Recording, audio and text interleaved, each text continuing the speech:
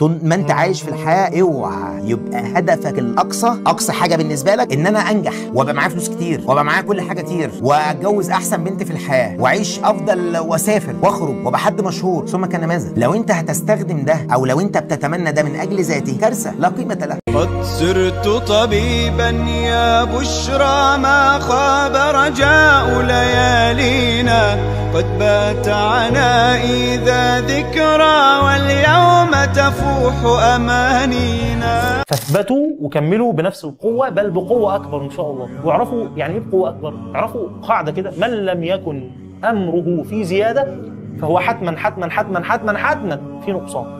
يعني لو أنت النهاردة مش أحسن من امبارح يبقى أنت أوحش من امبارح، ما يمكن زي امبارح. لمن شاء، يعني قول الله سبحانه وتعالى في سورة المدثر: لمن شاء منكم أن يتقدم أو يتأخر. لمن شاء منكم أن يتقدم أو يتأخر. طب يثبت ثبات نسبي. طب أنا ثابت والناس كلها بتتقدم، يبقى أنت ورا ترجع. العقل أنا ثابت على اللي أنا مذاكره. أيوه، ما المحاضرات بتنزل، المحاضرات بتكتر، ده تراكم، أنت كده بتتأخر. أنا ثابت على نفس مستوى المذاكرة. أيوه، ما هو أول السنة مش زي نص السنة، مش زي آخر السنة، المفروض تزود معدل مذاكرتك. خد بالك برضو إن يعني إيه، الايمان يزيد وينقص عادي. فعشان بس الناس ما تفهمنيش غلط ان احنا محتاجين طول الوقت طالعين. لا طبيعي هيبقى في دروبات. لو ما فيش دروبات يبقى انت كده التحقت بالملائكه وما فيش حد ملاك. كل العموم والشمول، كل بني ادم خطاء وخير الخطائين التوابون، بيستدركوا على نفسهم ويقوموا تاني. دي رساله بس للناس اللي جابت درجه كويسه: ابشر بالخير ان شاء الله وكمل. طب الناس اللي جابت درجه وحشه، ما تاخر من بلغ، والعبره بمن صدق لا بمن سبق. وفهموها. في ناس كتير بادئه من شهر 7 يا جماعه، قبل ما احنا نبدا اصلا هو بادئ يذاكر احياء ويذاكر مواد، بس ممكن يخسع بعد كده. ما تتخضش لو انت بادئ من شهر 7، انا بتكلم في ناس كتير مش كل الناس، ولكن ممكن يخسع بعد كده. في ناس جديد بتيجي بعد كده ولكن بتستدرك وتكون صادقه في سعيها، فربنا بيكرمها. ولكن فعلا ما تاخر من بدا، والعبره بالصدق لا بالسبق. العبره بالصدق لا بالسبق.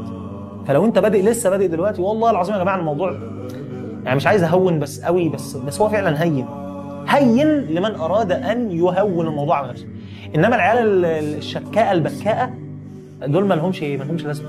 والعيال التافهين اللي هم قاعدين على الجروبات ليل نهار بيهزروا في اي حاجه وينكتوا في اي حاجه، والله مش هينفعوا.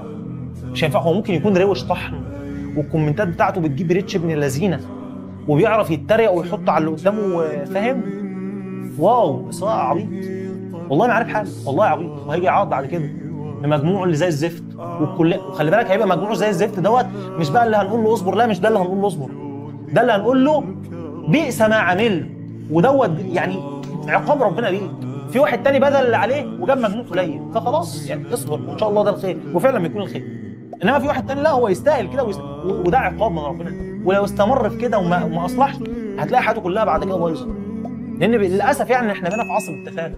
الصراع المستمر في الحياة يا صديقي، ودي لو في ايدي نصيحة اقدمها لك مش هقول لك غير النصيحة دي: اخشى ان الصراع الدائم في الحياة والبحث على النجاحات المادية التي يتغنى بها الجميع ينسيك الهدف من الحياة. قلبي احنا مطلوب مننا نجتهد عشان نوصل لكلية معينة او وظيفة معينة او وضع اجتماعي معين، مش علشان ده هدف في ذاته، والا فالمادية ستزول بمجرد ان تموت. دي كلها نجاحات لو مت بكرة، ولو انا مت بكرة، ولو اي حد مات بكرة، لا قيمة لها. النجاحات دي ما بتوزنش في الميزان يوم القيامة إلا لو أنا أخدها وسيلة. فاوعى الهدف ده يحيد عنك طول ما أنت عايش في الحياة. طول ما أنت عايش في الحياة اوعى يبقى هدفك أقصى حاجة بالنسبة لك إن أنا أنجح وأبقى معايا فلوس كتير وأبقى معايا كل حاجة كتير وأتجوز أحسن بنت في الحياة وأعيش أفضل وأسافر وأخرج وأبقى حد مشهور، ثم كان ماذا؟ لو أنت هتستخدم ده أو لو أنت بتتمنى ده من أجل ذاته، كارثة لا قيمة لها. اوعى انشغلنا بالحياة وانشغالك بالحياة ينسيك الهدف الأسمى. عارف ليه؟ لأن في النهاية أنت مش هتاخد اللي ربنا كاتبه لك، وفي النهاية لو انشغلت بالدنيا، النبي صلى الله عليه وسلم قال إيه؟ معنى الحديث: والله ما الفقر أخشى عليكم إنما أخشى أن تفتح الدنيا عليكم فتنافسوها فتهلككم كما أهلكتهم. كما تنافس معنا الحديث بقى، متن الحديث كما تنافسها الذين من قبلكم الى اخره. فالشاهد يا سيدنا حقق نجاح، حقق نجاح، ابقى جامد جدا، ابقى جامد جدا، بس في النهايه انت عارف هدفك لا يحيد عنك، ان ربنا يبقى راضي عنك. في النهايه ده هدفي. اي وسائل هتاخدها في الحياه ماديه من اجل ان هي تزود لك متعتك ماشي، بس هدفك بيتحقق. اي وسائل هتستعين بيها عشان تقوي ذلك الهدف يا ريت ويا حبذا، لكن لا تشغلك هذه الوسائل عن الهدف الاساسي. انا في النهايه موجود في الحياه مش عشان احقق نجاحات دنيويه، لان النجاحات الدنيويه دي نجاحات شخصيه ليا. انا موجود في الحياه في النهايه عشان ربنا لما اموت ربنا يبقى راضي عني. بس انا مت النهارده يبقى اخش الجنه، هو ده الهدف. انا بقى جنب الهدف ده استعنت باشياء، والله ده انا الكليه دي هتساعدني، خير وبركه. انا بذلت اللي عليا بس ما دخلش الكليه دي، يبقى مش هتساعدك. وده الخير والافضل. والخير والافضل لما بيتقال، انا عارف ان الكلام ده لما بيتقال بالذات من الكبار، ماما لما بتيجي تقول لي يا ابني ده الخير ليك، ده الاحسن ليك، انت بتاخد الموضوع معكوس، انتوا بتصبروني. لا، بس انت علشان ما عندكش من الخبره الكافيه من الحاجات اللي تقول لك ان ده الخير، بس انت عندك مواقف كتير حصلت في حياتك كنت انت بتتمنى حاجه وحصل حاجه عكسها ولقيت ده الاحسن، خلاص. ودي حاجه مجربه، سواء انت حضرتك عندك من الخبره الكافيه اللي تقول لك ده مظبوط ولا مش مظبوط. تمام يا سيدنا؟ اوعى تحيد عن هدفك في الحياه، اوعى تحيد. اي مكاسب احنا بنسعى ليها هي مكاسب عشان تقوي الهدف ده، مش مكاسب عشان تخلينا نضحي بالهدف بتاعنا. اوعى تحيد يا صديقي عن هدفك في الحياه. هدفي في الحياه مت دلوقتي ان شاء الله ربنا راضي عني ان شاء الله اخش الجنه، ده هدفي في الحياه. خلاص اتفقنا يا سيدنا؟ بس بنحس ان بعض الناس لا، يعني سرعان ما ييأس.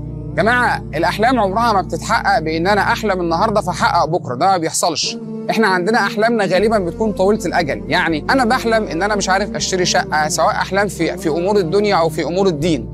احلامك دي عايزه سعي. انت والله بتحلم حاجه في امور الدين، عايز ترتقي في دينك، عايز ترتقي في حياتك، عايز ترتقي في دينك، ده تطلب منك عباده وشغل واجتهاد باستمرار. ما هواش النهارده وبعد كده هريح، لا، ده انت النهارده هتتعب وبكره هتتعب وبعده هتتعب، وعلى قد التعب اللي انت بتعمله ده على قد ما ربنا سبحانه وتعالى هيوفقك ويجازيك خير. ولذلك انا هحكي لك النهارده عن واحد من احلامي انا شخصيا. انا بصراحه كان ليا احلام كتير جدا، والحمد لله ربنا وفقني في كتير منها، ده انا ما اقدرش انكره، وده فضل من ربنا مش شطاره مني. انت بتجتهد وتسعى، وربنا سبحانه وتعالى يا اما يكتب لك التوفيق والقبول، يا اما ياخر عنك التوفيق شويه ليختبرك هتصبر ولا هيكون الموضوع فيه قلق بالنسبه لك. ولذلك يا جماعه انا بكلمك عن حلم من احلامي بصراحه، من وانا صغير جدا بصراحه بحلم بيه. كلنا بيحلم، كلنا ما شاء الله. يعني اكيد برضو امور الدنيا بتلفت نظره شويه. يعني انت حابب اكيد ان انت ما شاء الله تكبر وتبقى ناجح في حياتك، وتبقى ساكن في شقه كويسه، وتبقى راكب عربيه كويسه. فانا كان من احلام حياتي بصراحه ان انا اجيب عربيه، وده حلم من احلامي. انت ممكن تشوفه حلم بسيط، وبعض الناس لا تقول لك ده حلم كبير جدا. فالحمد لله لا، انت على قد سعيك وتعبك، انت تتعب النهارده زي ما احنا قلنا وتشتغل، اكيد ربنا سبحانه وتعالى مخبي لك الخير. قد صرت طبيبا يا بشرى، ما خاب رجاء ليالينا، قد بات عنائي ذا ذكرى، واليوم تفوح امانينا.